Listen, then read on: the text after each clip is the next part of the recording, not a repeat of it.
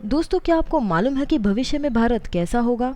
शायद आपको आइडिया तक नहीं है, लेकिन अगर आप आज का ये वीडियो देखेंगे तो आपको मालूम हो जाएगा।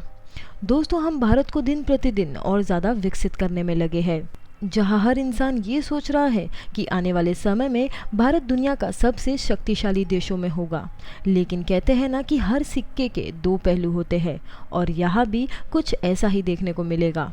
क्योंकि जिस तरह आने वाले समय में तरक्की हमारा इंतज़ार कर रही है, ठीक उसी तरह तबाही भी पल के बिछाए हमारी राह तक रही है।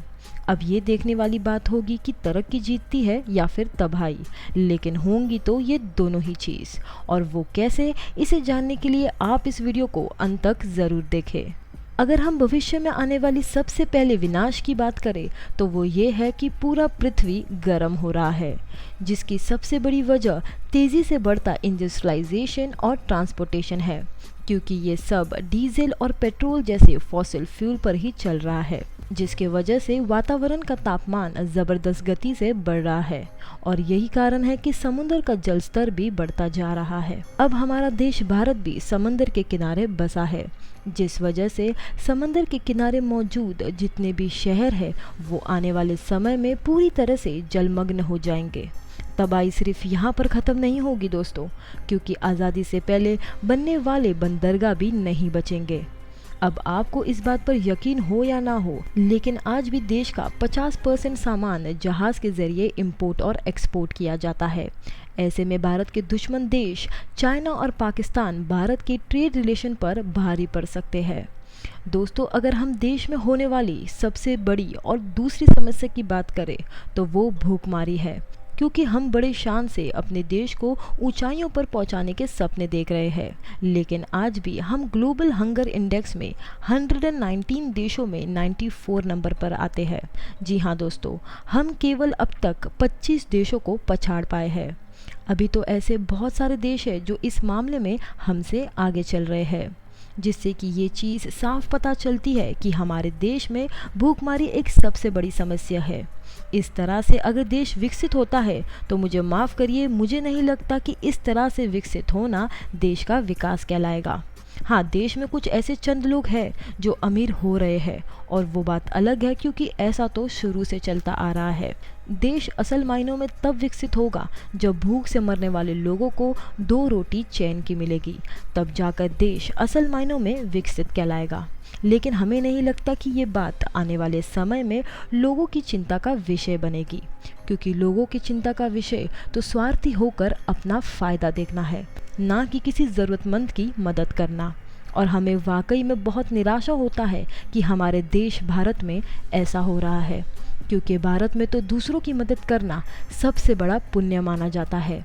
लेकिन लगता है लोग इस तरह की सीख को भुलाकर स्वार्थी हो रहे हैं, जो आने वाले समय में हमारे देश के लिए ही बहुत बड़ा रोड़ा बनेगा।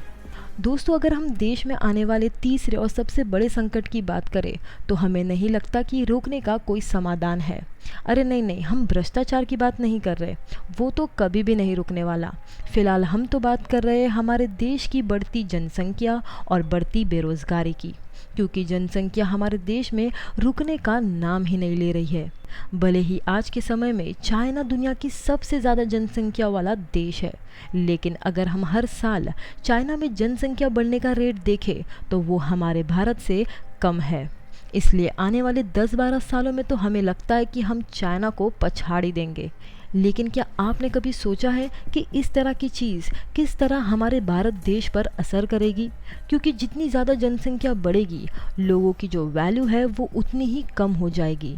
हर चीज़ में आपको कंपटीशन देखने को मिलेगा, क्योंकि नौकरियां कम होंगी और उसे पाने के लिए लोग ज़्यादा होंगे। इसलिए चीज़ें बहुत ही मुश्किल हो जाएगी, और कई सारे लोग डिप्रेशन वगैरह का शिकार होकर आत्महत्या करने लग जाएंगे, क्योंकि बढ़ती जनसंख्या हमारे देश की सबसे बड़ी परेशानी है। और जिस हिसाब से हमारे देश के लोग इसे नॉर्मल समझ रहे हैं, उसे देखते हुए तो नहीं लगता कि आने वाले समय में ये रुकने भी वाला है।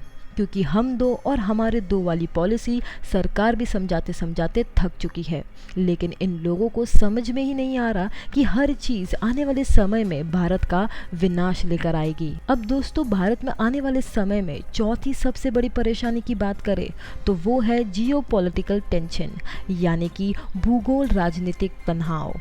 अब तो आप समझ ही गए होंगे कि हम किस टेंशन के बारे में बात कर रहे हैं।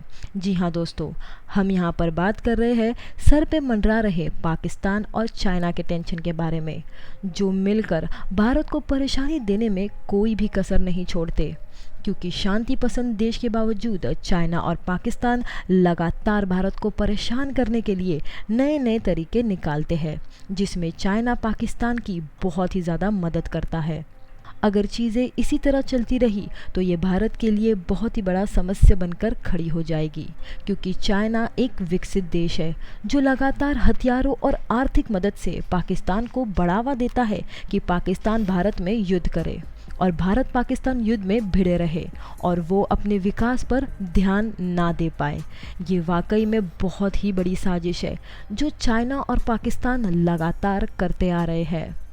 अब दोस्तों, अगर हम आने वाले समय में भारत की पांचवी और सबसे बड़ी समस्या की बात करें तो वो केवल भारत की सबसे बड़ी समस्या नहीं बल्कि पूरे दुनिया की सबसे बड़ी समस्या है, जिसका सबसे बड़ा संकेत आपको तेल और डीजल के बढ़ते दाम के रूप में मिल ही गया होगा। क्योंकि क्या आपने कभी सोचने की कोशिश की है कि पिछले कुछ दशक में इतनी तेज़ी से पेट्रोल और डीजल के दाम क्यों बढ़ रहे हैं? अगर नहीं की है तो हम आपको बता दें, दुनिया भले ही आपसे ये बात छुपाती रहेगी, लेकिन ये बात सच है कि विश्व में मौजूद ऑयल रिजर्व खत्म होने के कगार पे है। इसलिए हर कोई इलेक्ट्रिक वाहनों और चीज़ों के इस्तेमाल पर जोर डाल रहा है, क्योंकि ये आपको बताएंगे नहीं, लेकिन आने वाले समय में आपके पास लेटेस्ट से लेटेस्ट गाड़ियाँ तो रहेगी, लेकिन उनमें डालने के लिए पेट्रोल नहीं होगा, जो कि बहुत ही बड़ी समस्या के रूप में हमें देखने को मिलेगा। क्योंकि इतनी जल्दी सभी गाड़ियाँ तो इलेक्ट्रिक नहीं हो सकती, इस काम में काफ़ी समय लगेगा, लेकिन जिस हिसाब से तेल की खपत हो रही है इससे ख़त्म होने में ज़्यादा समय भी नहीं लगेगा। दोस्तों, इसके ऊपर आपका क्या राय है, आप हमें कमेंट सेक्शन में कमेंट करके ज़रूर बताएं। तो आज के लिए बस इतना ही, मैं आपको फिर से मिलूँगी एक नए न्यूज़ के साथ। तब तक के लिए आप सब अपना ख्याल रखें।